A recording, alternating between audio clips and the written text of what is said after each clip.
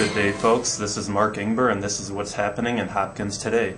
It was standing room only at the Hopkins School Board meeting last night.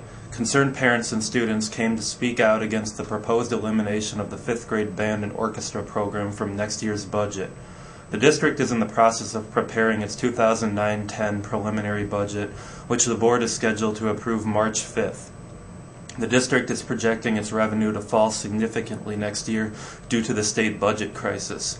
The cut to the music program is one of many the district is anticipating for next year.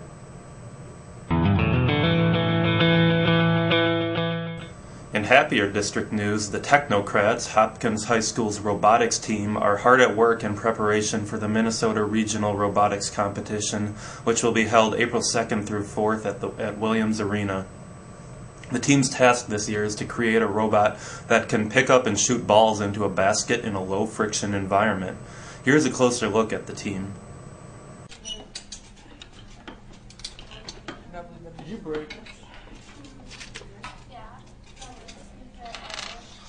We're the Hopkins High School Technocrats, and every year we build a robot, and we have 6 weeks to build a robot. And this year we had to build one for a game called Lunacy. And so we have to have a robot that will function in a low-friction playing field and be able to pick up balls and score them into other robots' baskets. Everyone's very interested in science and building and engineering and programming, and everyone kind of brings their own thing to it, and then it all comes together for the end product of the robot.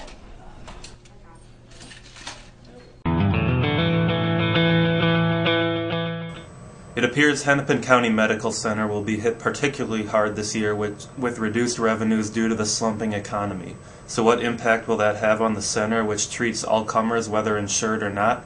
Hennepin County Commissioner Chair Mike Opad gave this analysis.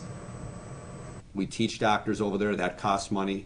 We treat people who don't have any insurance. We don't ask them if they have insurance, if they're sick when they come in the door. We treat them, we try to collect from their insurance company. We try to enroll them in a public pay program. We try to have them self-pay if they can afford it. But at the end of it all, we're going to treat sick people.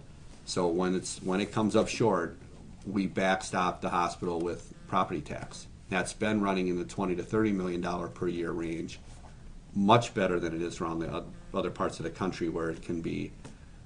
My uncle had a home in Florida where his share of the public hospital down there on his property tax bill, the line item was $434 a year. So I think people up here are probably paying less than $50 a year, but it isn't broken out that way. But I think we could see that potentially go to 30 to 40, 50, or $60 million, and then it's going to be tough.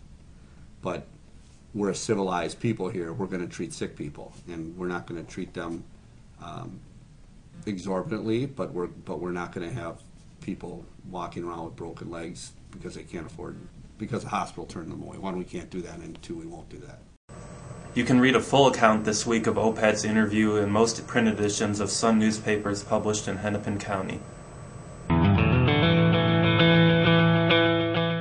And here's today's forecast. This weekend will continue with its warm ways. Today will be partly cloudy with a high of 40 degrees.